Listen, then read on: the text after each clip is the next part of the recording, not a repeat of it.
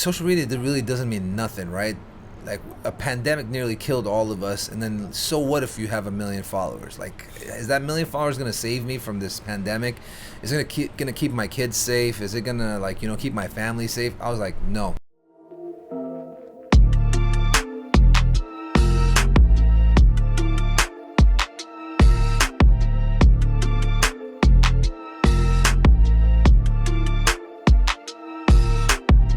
Thank you all for tuning in. I just want to give a big shout out to our amazing sponsors, Jawala, who have sponsored all of our Dubai episodes.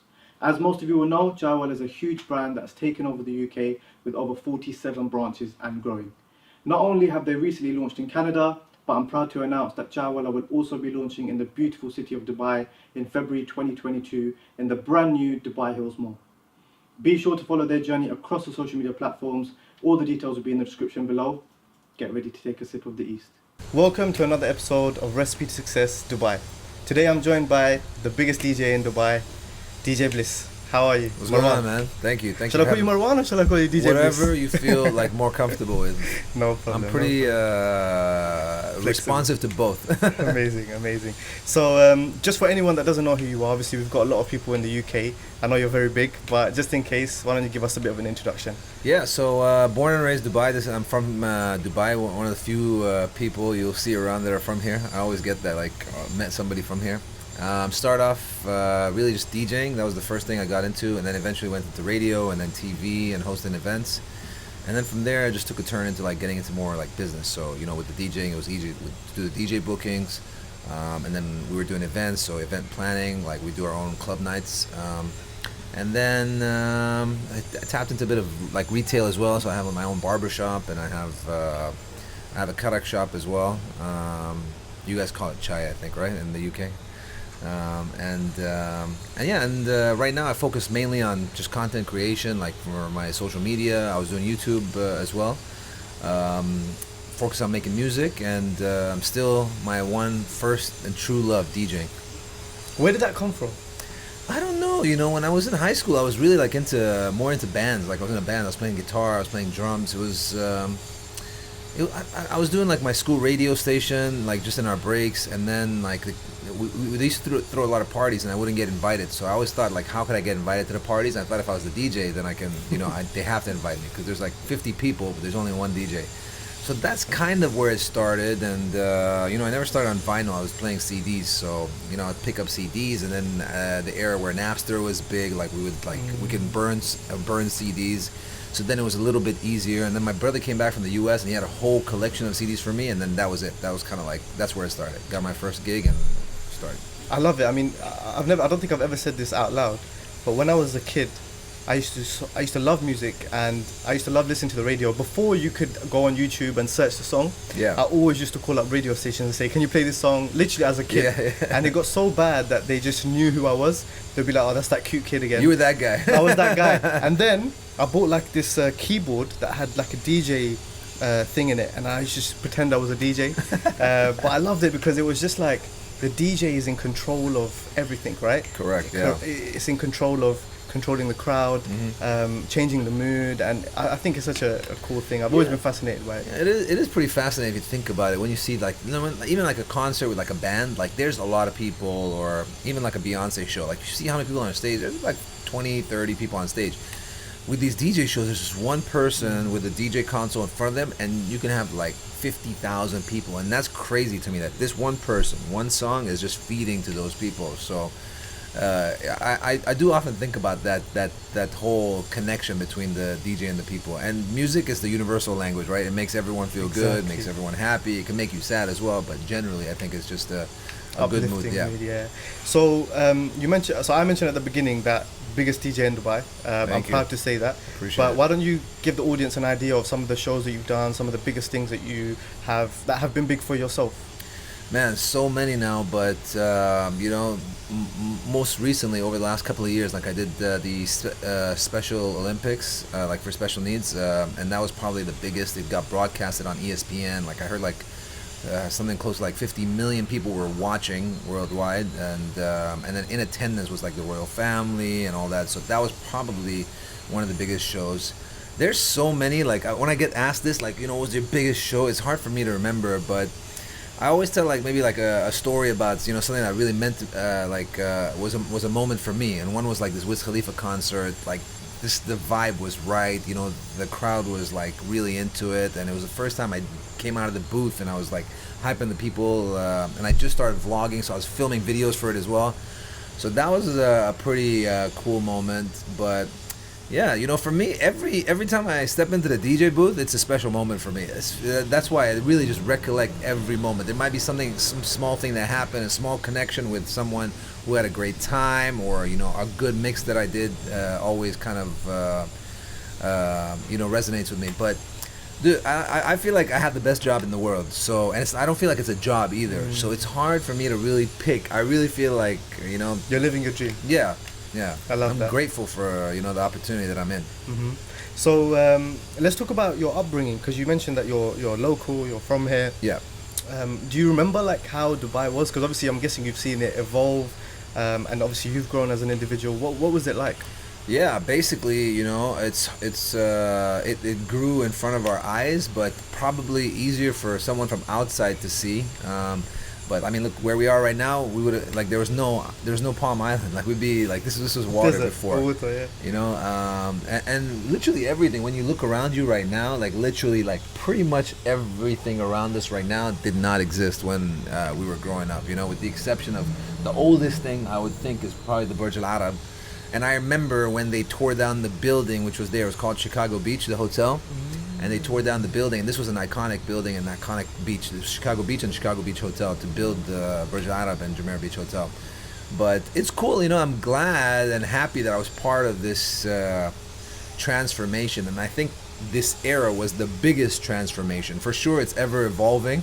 You know, I always say Dubai is always under construction. The sound that you hear in the background, like it's always there. Like it's become so normal to us. But you know, I got to see it with my own eyes, which is amazing. Luckily for us, we have great rulers, and you know, His Highness Sheikh Mohammed bin Rashid Al Maktoum. He said they asked him in an interview once. It's on the internet. It's one of the news interviews. They said, "Why are you doing this so fast? Like why?" He said, "I want my people to see it now. You know, I don't want them to see it like 20 years from now or 30 years from now. I want them to see it and feel it now."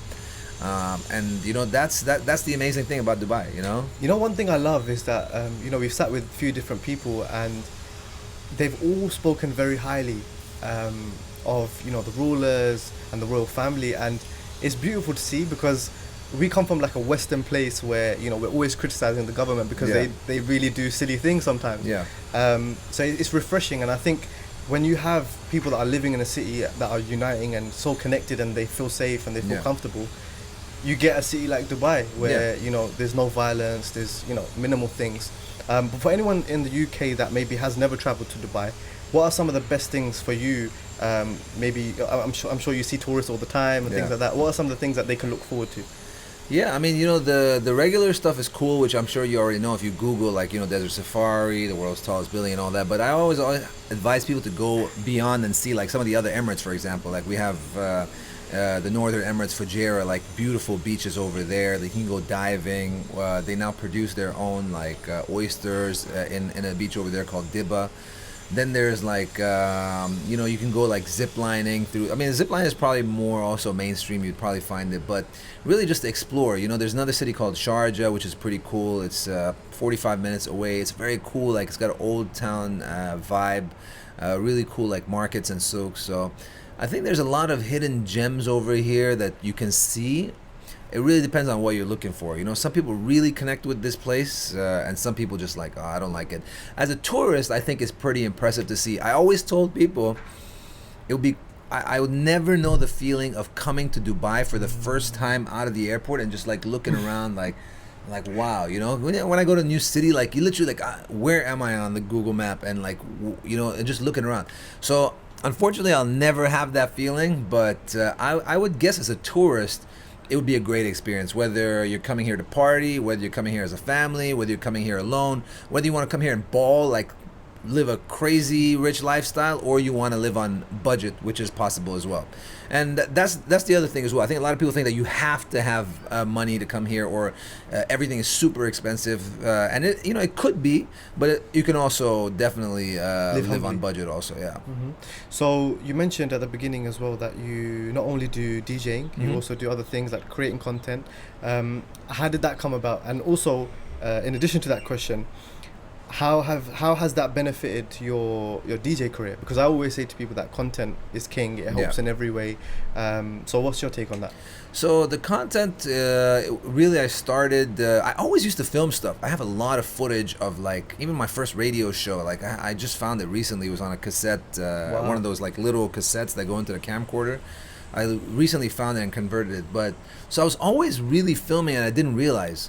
And then one of the first times I did a vlog was like back in 2009 or 10, and I found it. It was like, hey guys, today I'm going to my TV show. Now I'm on my radio show. I wanted to show people what I was doing. So I was really sort of ahead of the time as far as like being, a vision, but I never stuck with it. And I feel like when the vlogging era came, then I was like, yo, I've done this before. Let's jump on it. And I don't know if I was too late or my content wasn't really what was working on YouTube at the time, but I don't regret it. I didn't get the views I wanted or the subscribers I wanted, but I was able to really create memories and shoot a lot more content.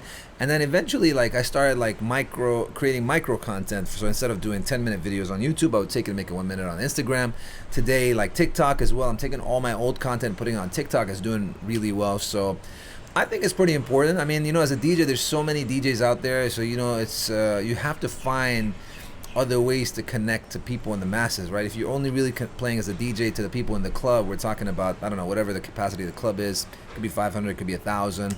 How many of those people really connecting with you at a venue like that, right? They might know who you are, but are they connecting? Are they your tribe? Are they your, So that's what I wanted to do. So when I left TV and radio, I thought if I can create my own channel, if my YouTube became successful, then I could do my own podcast, I can do my own radio show, I can do my own TV show eventually, and I put on my own music videos on my channel as well. So that would be my own platform. So that was really my mindset. Even though things didn't go exactly according to the plan that I wanted, but everything led to something better, or another opportunity came up always along with that. So the content, I mean, it helped me for sure.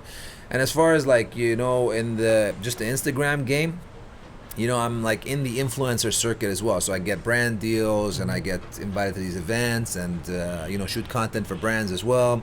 You're an all-rounder. Yeah. So I enjoy it, to be honest with you. It's me. It's the gift and the curse, I always say. The jack of all trades and the master of some. Some people say master of none, but I would say master of some, because like DJing is really still my true love, I always say, and that's where I feel most comfortable in my skin. What was the second part? I forgot. So I think it was about like how has that, so the DJing side. Yeah. How important has that been for you? Like. Yeah, I mean, I think it's been pretty important. If you take a look at sort of everyone else in the scene who's doing what I was doing, like I definitely got more opportunities at the fact that I was doing content and DJing rather than just DJing. And for you, what makes a good DJ? Because I think a lot of people now, especially with technology, they think it's just putting a song on and finding and making a playlist. But obviously, me and you, we know it's a lot more than that. So, yeah. What for you is really, really important for that? I mean, one thing is, first of all, like your music selection would, I'd say, be number one thing, or your music knowledge. Number two is your technical skills, although technical really is going down the list more and more these days. People don't really care, and the technology is making it easier for you to mix songs. But I think it's just something that you have or you don't.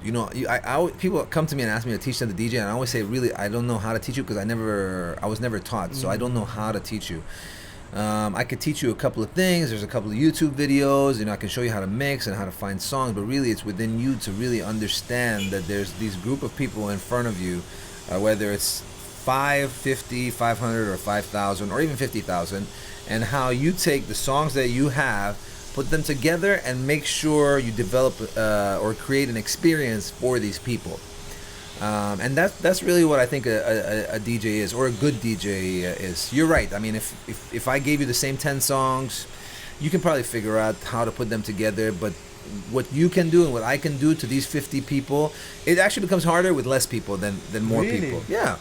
I mean, if you have a crowd that's just having fun, partying, if it was like a concert and I don't know, Justin Bieber was coming on next, and you went and played like you didn't have to mix. You just go, hey, what's up, everybody? Are you ready? Boom, you play that song. You still hype that crowd up, but how far we take it, depends on the skill and how good you are as a DJ. Have you always been extroverted? I don't think I'm an extrovert, by the way. Yeah, I think more of an introvert. Really? Yeah. Because you're doing content, it came so natural to you. You're a DJ. You're literally controlling thousands of people at a time. I think it's the Gemini in me. I think I'm an extrovert on screen and an introvert in real life. And I always thought introvert people were like people who didn't want to do anything, but it's really not like that. I read somewhere, this was the coolest definition that I found for introvert, is the person who wants to get invited to the parties but doesn't want to go. And I think that's really that's me, and not that I don't want to go because I don't want to do anything. I find peace in being in my own space, doing my own thing, researching, maybe working on music, or I'm totally fine being at home alone in my room or studio, or just sitting on my laptop doing something like that. I don't know. That's how I feel. But yeah, I always thought I was an extrovert, and you would assume that if you saw you saw everything on the outside, but the more and more I read about it, I'm like, I don't know. I think I'm maybe a bit of both. Maybe a bit of both. Yeah, it's possible. So I want you to go back to when you first started DJing, and you fell in love with it. What was the moment that you kind of thought, I'm going to take this seriously, and this is actually going to be my career? It was probably one of the first gigs that I got where I got paid well, and I was like, oh, okay. I mean, I think at the time I was working in radio. So my first ever gig was at a theme park, a water park called Wonderland.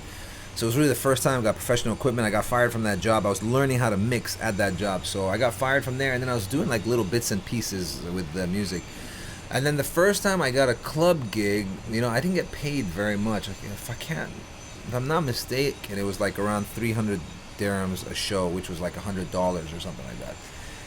I was doing that for a bit, and I got my radio gig. And then after I got my radio gig, this 300 gig suddenly shot up to something ridiculous. So basically, through this one weekly gig I was doing, I was making more money from this weekly gig, doing 4 gigs a month, than I was making at a full salary. So then I was like, wait a minute. So I started doing the maths. I'm like, if I can do this and make that money, then this would be amazing. If I did 1 show, then I did 2 shows, then I'll start charging a little bit more and more and more, and then that's really, I was like, okay, I can really be doing this. I'm getting paid good money to do what I love. It was crazy to me. What do you think has been the biggest key to your success? I think just moving with trends and ever evolving. I think if you stay stagnant in this industry and you do the same thing and expect different results, I think that's really the problem. And time changes. If you look around you, I mean, from I don't know, it's like a house, right? If you don't renovate it, eventually it's gonna fall apart. You have to keep changing it. It's like a brand. You always see different brands updating their logo or the way it looks, right? You don't see Pepsi looking the way it does or Coke looking the way it does. The brand's ever evolving, and I think that is the key thing. And that was, for me, it was always okay, I want to keep evolving. I want to keep doing better. I wanted more and more and more. And obviously, DJ, you come from an Emirati background. DJing is something out of the ordinary almost. I know from an Asian culture, growing up, it's doctor, lawyer, engineer, this, that. So for anyone that is in that kind of dilemma right now, where maybe they've got a bit of pressure and they're trying, being kind of pushed to go in those paths, but it's not for them, what would you advise? Because obviously you were very bold in that sense. Yeah, I mean, I did it also in an era, man. There wasn't really many Emirati DJs. There's a couple now, but there wasn't much. And look, when I first started, it was, they didn't take it very well. And also everyone in my family, all my siblings were all in multinational day jobs. So it was very difficult for me. I think what really helped was as soon as, I was DJing a little bit my first gig was when I was in college. And then I got my radio job pretty much after graduating from college. So it helped that I was doing radio and DJing. And then eventually, when I was doing TV, same thing. It helped that I was doing TV, and when I set up my business, that helped as well. For me, my family did question the DJing side, but they always saw this other side that I was doing, and I think that's what really, helped them. And then for me, it was very important to also not cross any lines as far as culturally or family. The stigma or the things that you think about what DJs do and all that, or I always get hit with that. So I made sure that I did everything I could, as much as I could, right? And my parents were okay with it. Like, they questioned it, and we always worked towards it. And today I think they look back at it with what I did, and setting up my company and all that stuff. So they saw the progression. Yeah. And if I'm sure, like anyone, whether it's in a Middle Eastern or Asian culture, if you want to be just a DJ, you're going out partying every night, coming home at like 4 a.m, sleeping all day, it's not gonna work. That's not what your parents hoped and dreamed for you. They want the best for you. Right, yeah. I mean, I'm sure if you did it in the right way, if you became a successful DJ, were touring, traveling the world, making music, or doing the right way, they probably wouldn't mind. I always have, Jay Sean, right? Of course. He always tells me a story about his parents.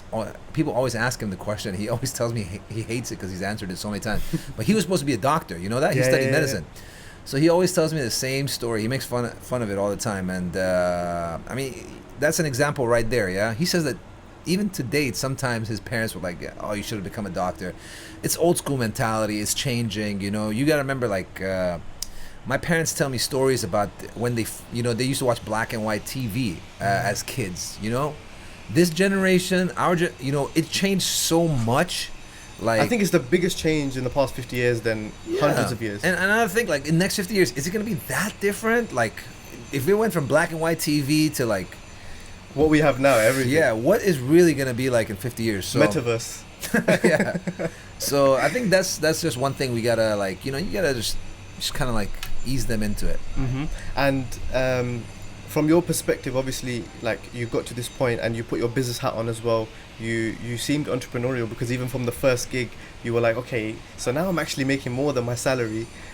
Were you always entrepreneurial, and how did that journey progress? Yeah, I was. I used to work with my dad when I was in school. He used to have a toys business, like stores and an office doing wholesale. So I always used to go, like, summer holidays. I'd always go work there or at the shop. So I always saw that. I always, like, hustling to make money in some way or form or the other. Even when I bought my first equipment, like, there was somebody who wanted to rent it.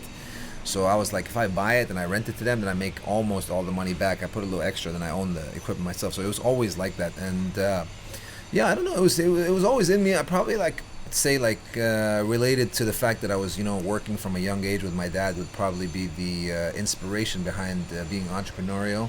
And then just, it always stuck with me, and I always wanted to do that. If I saw, like, if DJs were, if I was people trying to book me as a DJ, and I could only do so many shows, and then we had, like, one other DJ. So then I'm like, yo, let's, get more DJs and put them in different places. Then we can make commission off of that. Then suddenly now we have, like, a DJ booking agency as well. So it was really that mentality.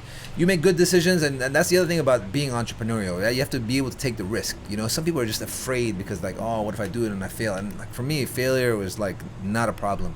I learned more from failure than lost from it. So I was totally fine with it. And speaking of failure, obviously we spoke a lot about the success and some of the biggest achievements that you've had. What were some of the hardships along the way, early on or even during the DJing career?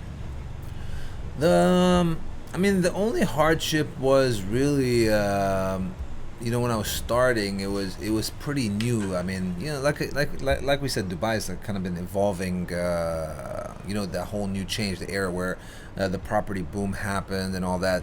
It was really post-property boom where the opportunities really came up. It was during, like, the recession. Like, I felt like that's really when things kicked off for me. Because that's interesting. During the recession. Yeah, it was. It was actually, that's when I started my events company. That's when I threw one of my biggest parties, and that's really where it kicked off. Because what someone told me, and I don't remember who, is no matter what happens, no matter how bad things are, no matter what is going on in someone's life, they would still go out and want to party and have a good time and forget about how bad their day was. That's true. And that really stuck with me, you know. And it was true, man. We threw like some of the biggest parties. It was the year Jay Sean's song "Down" came out as well. You know, even if the sky was falling Timeless down. record. The timing of it was crazy as well. So yeah, I mean, that was really a challenge. There's always challenges in any situation, you know. Like you want to do something, you want to achieve something, and you know, sometimes people don't open doors for you. Sometimes you can't get what you want. Those things happen, but like I said, for me, it's not only about failure. It's also about taking chances. I always tell people, right? You want to do something, and let's say the answer was behind one of these 5 doors. A lot of people are like, oh, which door could it be? I'm the type of person that will knock and check on all the doors, and not a lot of people are like that. So for me, you know, that challenge was overcome with the challenges were overcome with that mentality most of the time. You seem like you have a very positive energy. Like I can feel that aura where even if you do go through hardship, you just kind of you deal with it as it comes and you get on with it. There are a lot of people that, you know, they're not like that, and sometimes they go through hardship and it really affects them. Take yourself back to any dark days that you've had.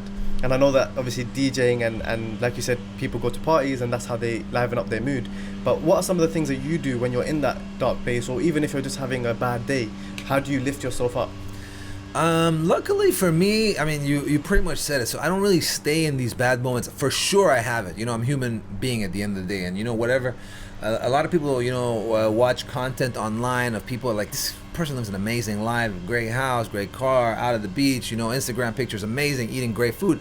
People only show you what they want to show you. Yeah? So everyone's going through good and bad times all the time, for sure. For me, I don't stay in the moment that long. And I even like, you know, with one of the barbers, we had a little situation the other day, and I had to go cut my hair with him yesterday. So when I saw him, I was like, super cool, hey, what's up, man, everything cool? And he seemed a little like, oh, what's going on? Because you just like, almost fired me the other day. And I told him straight, I'm like, listen, I want you to know one thing. I'm like, when I come into the shop to cut my hair, I'm like a customer, yeah? And when I'm talking to you guys about business, that's just business, right? So don't think that, you know, because we spoke a certain way or whatever, and that's the way I feel about you right now. So really, we had that conversation, that was situation, that's done. You want to have a talk about it again later, we can talk about it later. And I had to do that a lot of times, right? Because I wanted to be Marwan, you know, the owner of the company, and I wanted to be DJ Bliss, the artist as well. So I had to separate myself from that. And, you know, the dark times, yeah, I mean, they come and they go. There's been times where it's been a little bit smaller, and there's been times it's been like, you know, dragged on. I don't know, I feel like through sorry, I feel like through dark times or low times, some great things come out the back of it. You know what I mean? I don't know, I just always felt like that. I mean, thank God I never felt like a long wave of just dark and low times. And whenever it did go low, I don't know, for some reason it was like, I don't know, it was a blessing, it was energy, it was God, something like just, you know, got me up. And it is the truth, right? If you're feeling really bad, a candy bar might make you feel good, right? But if you're feeling great, it might not really make you feel amazing. Yeah, I love that. So obviously now at this point in your career, you have done a lot. Yeah. What kind of keeps you going? What motivates you now? Just wanting to do more, really. You know, I always have this this thing in my head, like, oh, what can we do next? Like, you know, I can look at this like apartment and be like, oh my God, you know, like, how can we get into this place and like rent it out or make money from it? Like, just always want to like do more.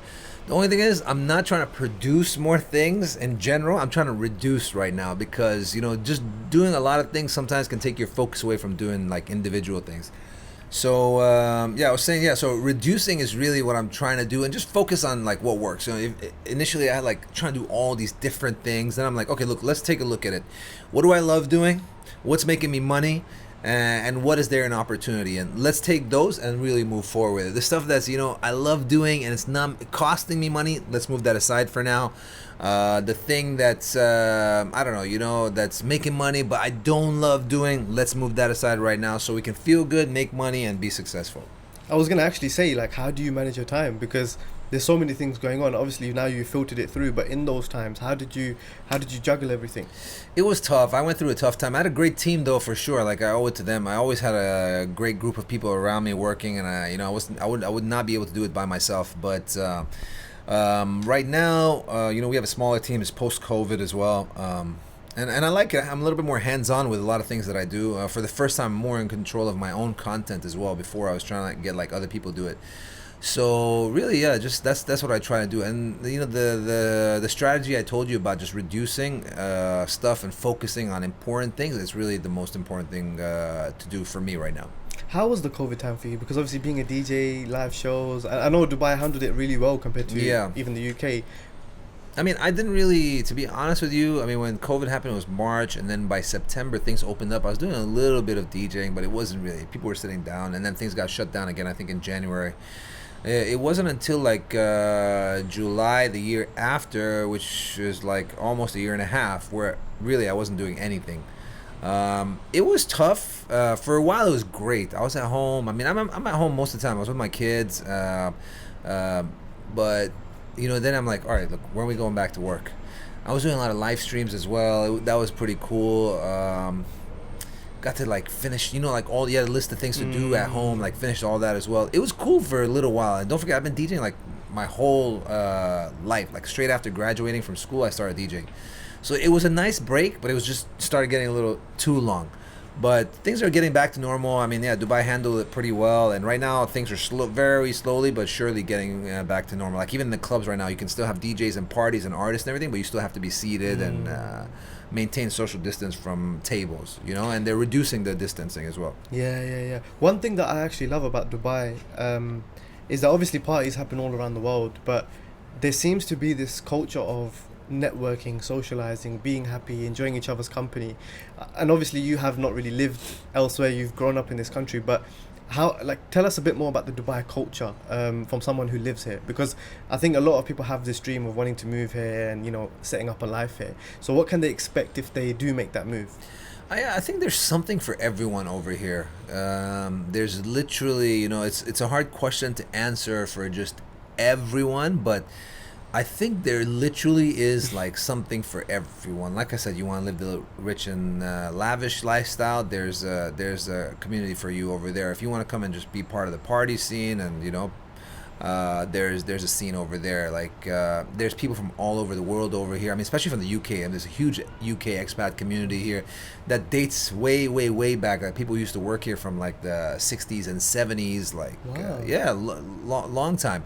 So they used to come out here, maybe work on oil rigs or just been here. I mean, I've met like people who've been here like pre UAE Union also.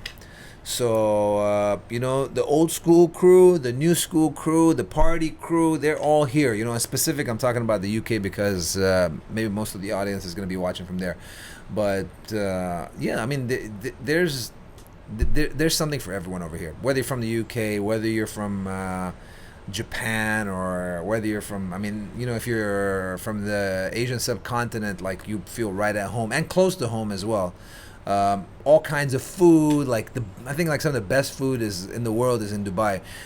There's other places who have great food, but not such a wide selection of good quality food available all the time, and so late as well. Like you're gonna get restaurants open all the time, delivered to you. I mean, delivery now is big because of COVID, but we had delivery like back in the days. Like you can deliver everything to you. So yeah, I feel like people don't sleep here. You don't have to if you don't want to. Yeah, you can literally. There was an era when the mall was open 24 hours. Dubai Mall. Yeah, they tried that. I went there. It's crazy. Like you can go in there like 3-4 in the morning. That's mad. That's crazy. I love it here. Honestly, it's like you come here, you just feel happy. You got the weather. You got no crime. You don't have to. Everyone it just seems happy, and it's so multicultural as well. Yeah. You see all kinds of races. Yeah. So it's literally beautiful. So. You mentioned that obviously being in Dubai, now with COVID and everything, the parties kind of changed and all of that kind of stuff. Where do you see things going now for that industry? Do you think that it will bounce back to how it used to be, or do you think that it will kind of... I don't know if things will completely go back to normal. I think there'll be a definite change. Like, for example, in Dubai, these dinner shows have now become really big, and I think they're gonna be here to stay because people are gonna realize, some of the clubs realize that instead of opening twice or 3 times a week, trying to book big artists and paying them a lot of money, hey, we're gonna invest into like entertainment, and then we're gonna have dinner, and people are gonna sit, and we're gonna open 7 days a week. So I think that kind of mentality definitely came into place.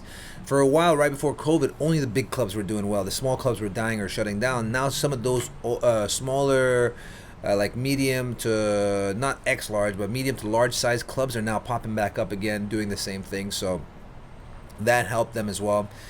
The social distancing, I think, will eventually go away. And then life in general, I think, is definitely going to be impacted, right? We're never going to touch airplane seats the same way like we used to. We're never going to shake someone's hand and completely feel comfortable about, what it feels like. Those things are like always going to be in the back of our mind, I think. So, but it's like you said, you have to be adaptable. You have to kind of fit to the that's what we are as human beings, right? We adapt and we survive. That's our thing, and I think that's what makes us different, right, from other animals in the animal kingdom. Like the only difference between us and them, I mean, for sure survival for everyone, but the mind, that's what God gave us, that we can adapt and allow ourselves to really survive. If a pandemic happened amongst lions or monkeys, they're not gonna have a drive-through COVID test and vaccines for all of them, and that's God's greatest gift to us, I'd say. Honestly, and coming together is such a beautiful thing. Yeah. I mean, we have to obviously try our best to still stay united. So Marwan, you've achieved so much in so many different industries. I know you spoke about what motivates you and you just want to keep going, but what does success mean to you? Success, man, that's a great question, and what a great word, and I think anyone or every person can give you a different answer to what success means, because what success means to me is different to you, right? So success for one person can mean Instagram followers. Success for one person can be money in the bank. Success for one person can just be having a family and being healthy and being all together, right? And any of those things can mean success. So really, what does it mean for you? For me, for Marwan, not DJ Bliss, for Marwan. I was just gonna say, I was gonna probably say all of the above, so all those things. So I think success is a combination of things that you feel are really good for you. So if I was successful in my business and I wasn't successful with my family, like I wouldn't feel whole and successful in that sense. But I would always say, and I don't know if I'm answering the question for you, like if I'm not successful, let's say in one of my businesses, I wouldn't feel unsuccessful as a person myself. So for my business to be successful, it would need to be profitable. Really, that's where businesses are successful, right? You could also be successful and not be profitable, but not for long, right? Yeah. Let's say 1 year, 2 years, 3 years, you got to shut down, done. So for me, like everything going good, having my family, being healthy, being financially stable, being able to smile and live my life every day. I think that's what really defines success for me. Mm-hmm. Being able to comfortably live your life and do what you want to do. And you also mentioned that part of success for some people could be followers, but we also know the dangers of social media as well. How do you kind of stay above it? Because obviously social media is a great tool. It's helped you in your businesses and it's helped you in your brand. But how do you try to not get consumed by it? I don't know. There was an era where I was really consumed by it. I can't remember. Like it was maybe pre-COVID, right before COVID. And then I think COVID taught me that social media really doesn't mean nothing, right? Like a pandemic nearly killed all of us, and then so what if you have 1 million followers? Like, is that 1 million followers gonna save me from this pandemic? Is it gonna keep my kids safe? Is it gonna keep my family safe? I was like, no. And then also going through that, I realized, what we spoke about earlier, about what people don't really show you everything that's going. They really show you what they want to show you, and even when they show you things that are not positive, they're only really showing you for clout most of the time. So this thing really, It's almost become like a currency. yeah, yeah, for sure. It's been, I think it's been like that for a while, but just, I don't know, it's not real, you know, it's not a real world. And the other thing is, during social media, I told someone, I'm like, look at what's going on now, right? You can't go anywhere. You can't go to an event. You can't go to a makeup artist. You can't go to the hairdresser.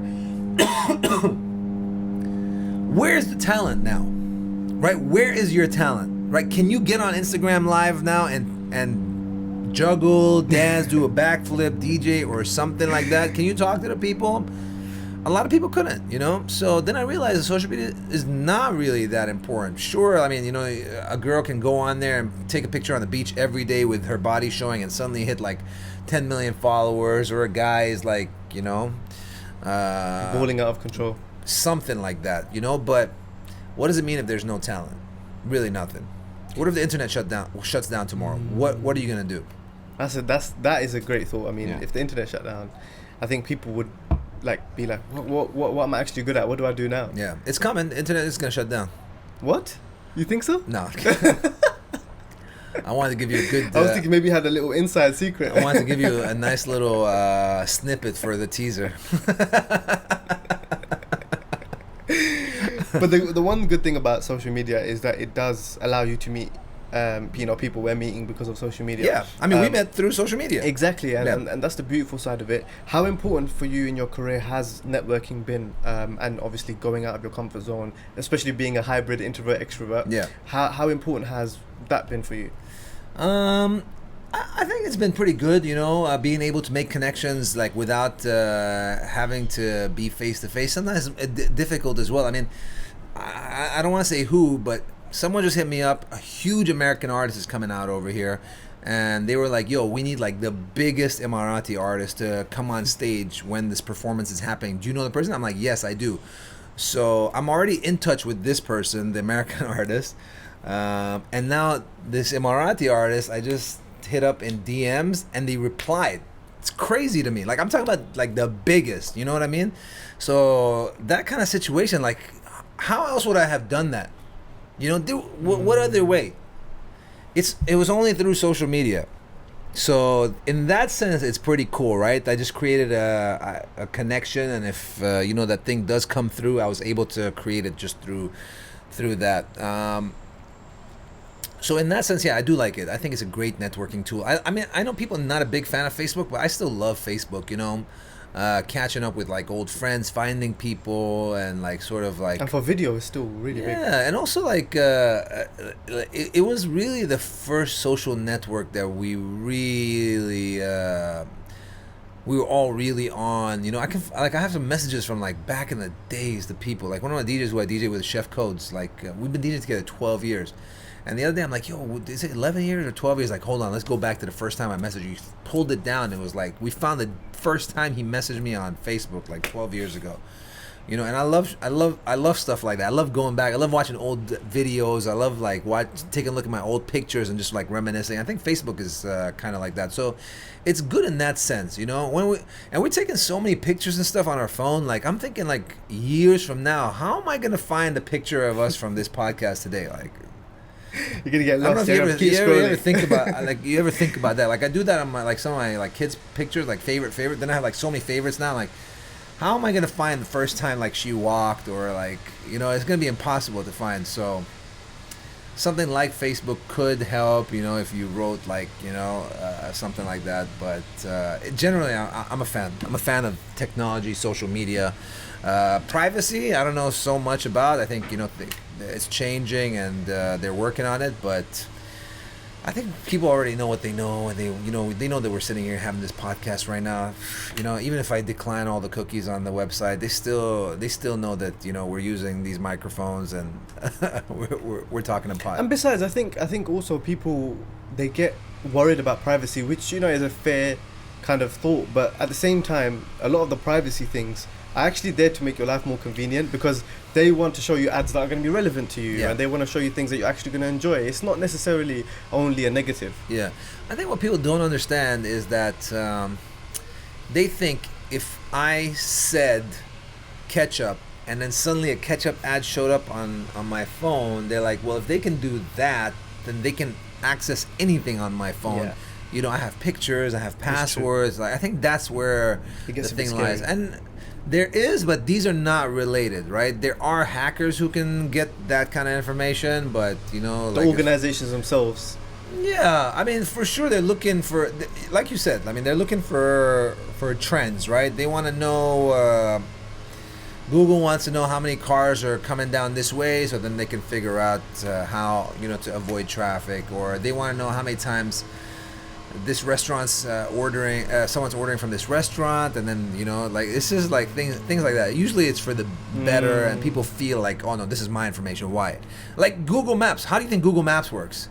Yeah, it's not a satellite that's watching cars and there's like watching heat. No, it's literally our phone sending signals. Yeah. And then they see that this phone is not moving, and that's how you see if there's traffic there or not. Of course, it's not a camera overlooking a car. In every place in every city yeah, in the world. definitely not. So, Marwan, you mentioned you looked back at, you know, old messages on Facebook from 12 years ago, and you know, you could actually reminisce things like that. When you look at yourself maybe 10 years ago versus who you are now, what would be some of the things that you're most proud about as a human being, not necessarily in a career-wise? I would say just like surviving and you know, keep and if I look at sort of my career, the graph of my career, it would be like that, you know, and that's what I would be most proud about. I think if it was like this, maybe I would be sort of content. Probably lying, probably wouldn't be, but you know, thank God, definitely not a decline. And you know, some people might not be honest with themselves, but trust me, I wouldn't be this person that I am sitting in front of you talking like this if I felt like that. You know, I had to make sure I changed. If I went down, and usually, but you asked me earlier about it, now that I think about it, you know, what were some of your down moments? It was like that. You know, if I felt like, oh, you know, I'm not doing anything, or and it's easy to feel like that when you know, had a lot of success. You know, you watch these celebrities who go in like, you know, mad doing crazy things, or you know, mental health issues. Usually it's related to that, like when you have all this success, all this attention's on you, and everybody's, you know, and then suddenly you don't have it, right? A one-hit song, and then suddenly nothing, and affects your mental health. It's kind of those situations. Luckily for me, it was really in small portions, and I was able to use that energy that felt like, oh, I'm not doing it, and create like, yo, let's go back up. So that's why when I look back at the 10 years and the graph looks like that, for me, that's what makes me most content and happy about. Mm-hmm. Did you have any role models along the way? Like, I know you mentioned Jay Sean, and he seems like someone that's quite close to you. Yeah, he's a good friend of mine because I wouldn't call him a role model, but he's a great friend. Him and Richie Rich and Juggy, when they first came out with their first song, I was. By the way, sorry, just disclaimer. When I used to call the radio, that was the crew that I used Dance to. With You, or just all Eyes of on that You? crew. Eyes on You, Desi remix, Richie Rich remix. Yeah. It was always that crew that I would be calling up and asking for. Oh, so damn. it's funny. Yeah, Jay Sean, Juggy, Oh, or they Richie. had a radio show for a while, right? No. As in, I used to call up and want to play their songs. Ah, got it. Yeah, So and which, Raghav, that's it. Raghav, yeah. Oh my God, what happened to him? What was the song called? He had a few bangers. I can't really remember. Yeah. But I don't know. It just seemed like it wasn't gonna last for him. It was good, but it wasn't like there was no like. It was a short run. Yeah. Damn, that's crazy. So what station was it? Like Asian Network? It was so at the time it was called Club Asia in the UK. Yeah. Then it changed to Buzz or something like that. Right. But it was my favorite. It Because was they my used to go-to. do a show. I think for a short period they did a show. So when they first came out, they came to Dubai for one of their first shows ever. Brand new Jay Sean, like they're fresh out the box. So they came out here with their managers. We did an interview, and even the manager was like, "Hey, listen, you know, these guys are about to become really big. You know, they look for a DJ to like go on tour with them." And I was thinking at the time, like, these guys just had like one song. I'm not gonna leave this. I just got a radio job. I'm not leaving this radio job to go on a tour with these three guys. There's no way. And then So you met them early on. Early, I'm telling you, first song. They had one song. That Dance With You. Dance With You, yeah. Wow. Like it was literally that era. Photoshop Jay Sean, clean face. Like they just had that. They were super shy and quiet. Yeah, brand new, man. So I met them then. And who else? Role models. Different ones, like different people in different industries. I think, you know, when not necessarily role models, but people that you've just had the pleasure of being around and learning from, and you know, going back and forth. Yeah, a little bit of everyone, I'd say. Yeah, a little bit of everyone. I was also never like I said, I was never taught either. But you know, if there was someone who had a lesson for me to learn, I was gladly there to learn and take it. One person I will say, and this is not for name drop purposes, is Will Smith. I had a chance to meet him a few years ago. We got a chance to go out for dinner, and you know, he cuts his hair with one of our barbers. Nice. So this is like the epitome of like super energy, good advice, good human being guy that you want to be around. Like the energy he has, it overtakes the room. Like it's insane. He has this like smile, and again, you know, he's just put out a book, and he talks about, I'm watching the YouTube videos right now, I'm about to download the audiobook. He talks about downtimes as well, but because he's a human being, right? But his energy is just, man, it overtakes you. And I told him this once. He was giving me, he gave me like some advice about what to do, and then, you know, once I asked him about something, and he's like, "Yo, I'll call you next week." This guy is so powerful that within that 1 week, I already, like, I was going through like inspirational videos and all that. Of one of them was his. I got answers to what I needed from inspirational videos of him online before he can even tell me. I had him. I'm like, dude, we don't need to have that conversation. Like, we're good already. Even right now, like watching his new show is called Best Shape of My Life. It's like really inspiring me because I just started hitting the gym last week, and I'm like, so when I started getting on the treadmill, I thought I'd watch videos because that's the best way for me to get through the time. And I was like, it just showed up. I'm like, let me watch it. It's like perfect. He's going through the best shape of my life, talking about his book and inspirational stories, good and bad.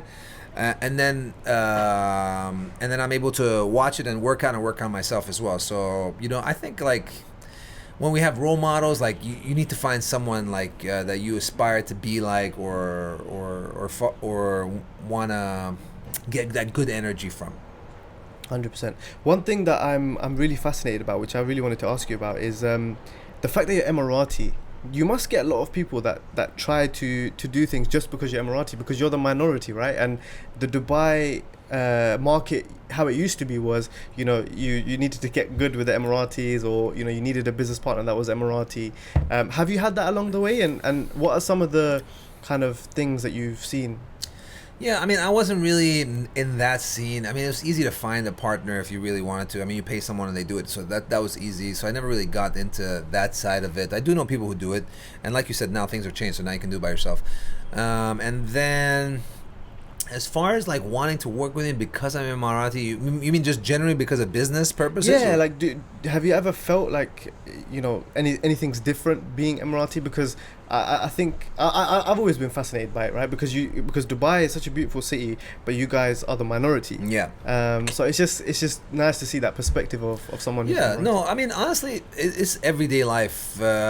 People don't even know I'm Emirati unless I'm wearing kandura. Sometimes I wear it, and then some people start acting funny around me. I'm like, what's going on? Then I realize, like, oh, you know, the guys running to open the door, and I don't really like it. Like, you know, I feel like everyone should be treated the same, and I think everyone does get treated the same. I don't really think there's any favoritism towards Emiratis. I think it's more of a cultural hospitality thing that people try to do, like that open the door thing. You know what I mean? But they do that for everyone. Everyone's really polite. They do that here. for everyone. Yeah, for sure. But yeah, I feel like it's a pretty multicultural place over here, and there's opportunities for everyone. I would say. For sure, we have some benefits as citizens that the government provides for us, but I think there is enough opportunity without these benefits as well for non-citizens. Yeah. I love that. Okay. So the small things are like, I'm sure you've heard, like, you can apply for land, and then they give you like interest-free money to build your house. If you're married, then you have a family. Like there's rules for it. I think it's like that. I think it's for a married family, but you do get a land and housing support, and then I think your water, electricity bill is a little cheaper. But by the way, I mean, even healthcare, and even if it is a sense of favoritism, it's not really a bad thing, because it's nice again that Yeah. you get supported. Yeah, I But the mean, in people the UK from you have NHS, right? Yeah, Is that what you yeah. call it? Yeah, that's health- the hospital. Yeah, Yeah, so you have like health. In America, same thing. I think they provide health for like their citizens, and then, you know, like they'll support in the recession. I think the UK supported like people who are not working and whatnot as well. So I mean, the government has to take care of their people in some way or form always. So it's there in a lot of like the things I mentioned, maybe some of the big things, and then there's like smaller things as well where they support too. But that's why nobody complains, right? That when you take care of your people, you don't feel like you need to complain about anything. And then we don't have that culture, you know. Culturally, we're very hospitable, friendly to each other, and that's the kind of vibe that we have, you know. And I think that's the difference between the outside world and here. And I think more and more, I always tell people Dubai is sort of the perfect Arabic Muslim country, right? It's the perfect balance between East and West. Correct, yeah. You have this and you have that, and you know, here you go. Where you want to be? You want to be here or you want to be here? And I love, by the way, I love that your Instagram DP is like half. I love that. I think it's so cool that, you know, this is Marwan and there's two sides of me. I'm Emirati. I can be that side and I can also be that side. I love that. That was one of the things that when I saw your Instagram for the first time, I was like, this is really cool. Like, he's put thought behind it. I came up with that for one of my first business cards ever a long time ago. And then I didn't use the picture. Super creative. Yeah, so then I redid this one from a new picture when we were on Clubhouse for a bit before they blocked it over here.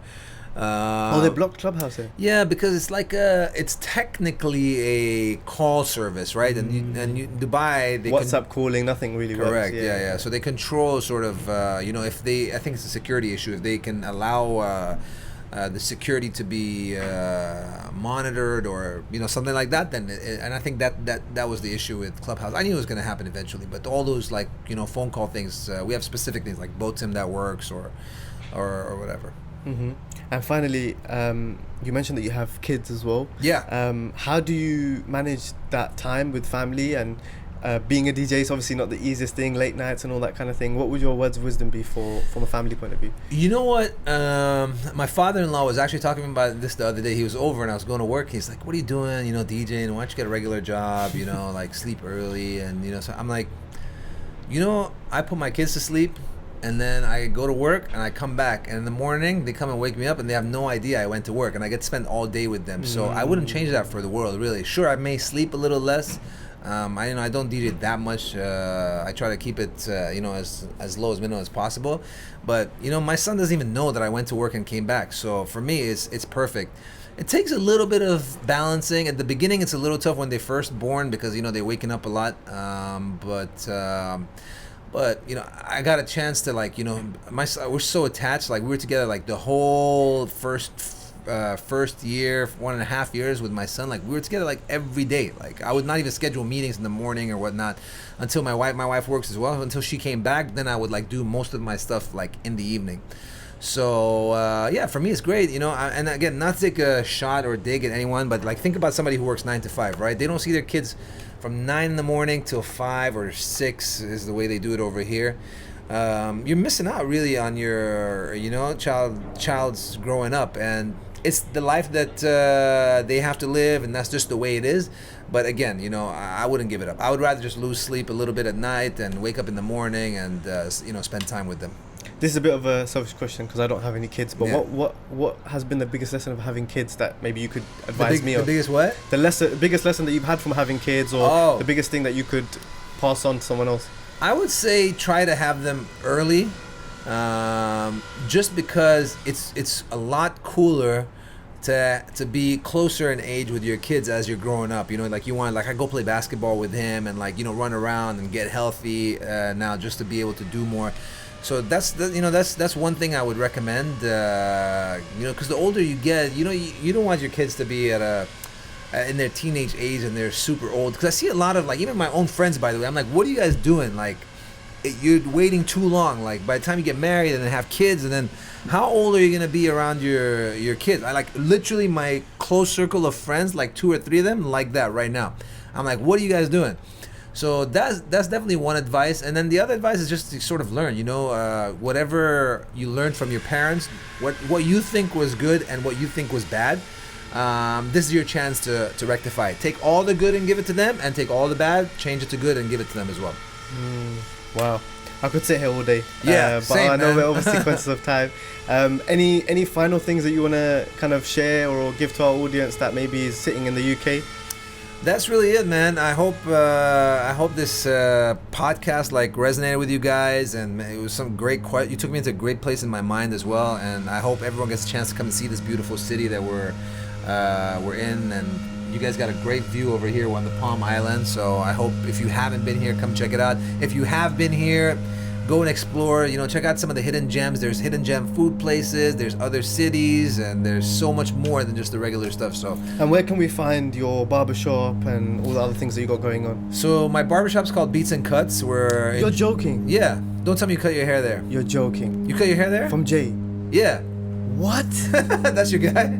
Literally the other day. So this is what happened. This is crazy. I'm experiencing this live. So I really needed a haircut. As this plane is flying above us. So I literally needed a haircut, okay, for the podcast, right? I got a haircut a week ago, but I was a bit rough, and I literally searched online and I wrote Fade Dubai, because I knew obviously there's loads of good barbers here, yeah. but I'm very, very picky, and I don't trust many people. Of course, so yeah. I wrote Fade Dubai.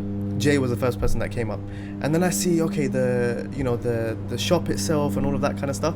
Okay, you know what? I can trust this guy. He's been cutting loads of celebrities and all this kind of stuff. And we sat down with Talha as well. He owns a shisha lounge called Pipes, and I saw his face on Jay's page as well. So I thought, okay, this is trustworthy. Yeah. I went there. Honestly, one of the best experiences I've ever had. Thanks, man. Honestly, like the music, the vibe, and I felt like I was either in the middle of the US or the UK. Yeah. So I just felt so comfortable. And he goes, honestly, anytime. You just come here, we'll look after you. And I'm basically considering to move to Dubai as well. So really? I think that's going to be my new home. No. But that's crazy. You got Jay, because Jay's our crazy. number one guy in terms of schedule. He goes, normally I need a week notice, but I made it happen for you. Oh, dope. That is a small world. Yeah, small world indeed. So Beats and Cuts, definitely recommend it, guys. Yeah, Beats and Cuts, and then I have Karak Inc., which is another Karak place, also in Beats and Cuts. And then the events, we have Bliss Inc. Entertainment and Select DJs is the name of the DJ group that I was telling you about that we do. So, but I mean, on my Instagram, whenever you guys are ever in town, or if you want to ever come to the parties, just I post it on my page. Yeah, we'll put that all in the description as well. It's funny because all the footballers come there, all the celebrities come there. Pogba, Conor McGregor. Yeah. So Jay cuts, he cuts some big celebrities, and he was telling me Pogba came a few days ago. Pogba was cut with Rabia. So we opened the shop, he was my first barber. Yeah, Rabia's cut Will Smith's hair all the time. This show that Will Smith did, he filmed it all in Dubai, and Rabia was doing house calls for him all the time. We didn't know what he was filming, but we knew he was filming something. And then it just came out. So we felt all the YouTube guys, Mo Vlogs and all those guys, they come out there as well. So yeah, we're pretty known. It's not what I want to be completely known for. Of course, we want to be known for good fades, but these guys do come as well for a fade. Yeah, best fade, best experience. Honestly, not just the fade, the cut, but the conversations, the whole experience. Honestly, I highly recommend it. I honestly can't believe that just happened live on air. Thank you, man. But yeah, honestly, true pleasure, guys. Be sure to follow him. Thank you all for watching, and we'll see you soon.